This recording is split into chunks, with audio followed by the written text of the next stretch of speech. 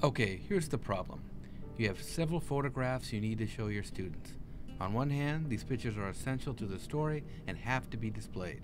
On the other hand, if you show these several photos in a row, it's going to cause boredom, or even worse, you're going to lose your students' attention. What to do? Well, don't fear. For the next few minutes, we're going to dive headfirst into the world of Photoshop and After Effects, creating digital photo presentations. Okay, let's begin with the basics. PowerPoint. Yes, the old standard of presenting digital photos. From graphs to drawings to photographs, this software program has been the go-to program for sharing digital images on office screens and TVs since the late 80s. You've all seen it in action, these great cool moves like from left to right, from top to bottom, and wait for it, dissolve. All kidding aside, there's a reason it's been around so long. It works. It's a great way to add images to make your report, your class, your presentation have a more dynamic feel. And yes, even the newer versions of PowerPoint have a wide variety of transitions, and you can incorporate video, music, animation. But I want to move past PowerPoint and talk about using Photoshop and After Effects to make your images pop a little more. With YouTube such a big presence now, you can really use a useful tool like Photoshop and After Effects to make a more dynamic image presentation. So let's begin this discussion with how to make a regular photo a little more appealing by beginning with probably the quintessential image, and that's the Ken Burns style of displaying an image. You've all seen Ken Burns' baseball or Civil War, and it's really called the Ken Burns style because he was really the first one to really use it in a large scale way.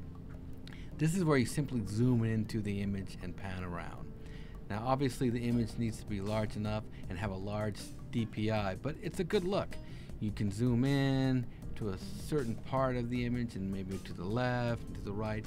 And right now you can copy this look pretty effectively now using just an After Effects or even your non-linear editor, Final Cut Pro, Avid Premiere, you name it. They've all got some kind of effect where you can make the image large and zoom into a certain part and animate that.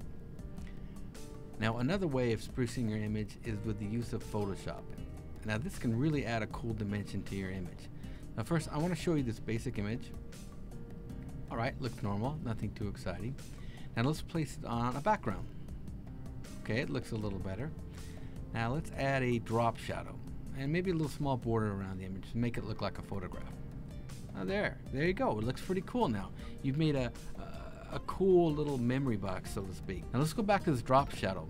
I think this is something people use all the time, and it's cool. It's a basic shadow, but if we do a little work to that shadow, we can really add a different look.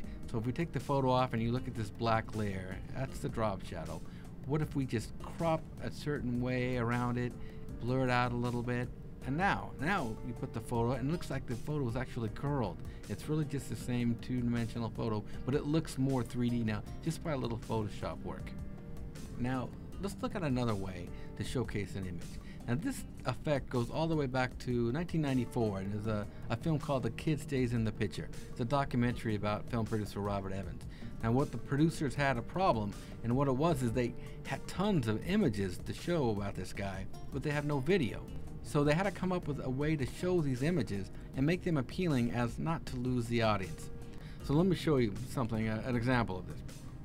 So a simple image like this little black and white image, looks kind of cool.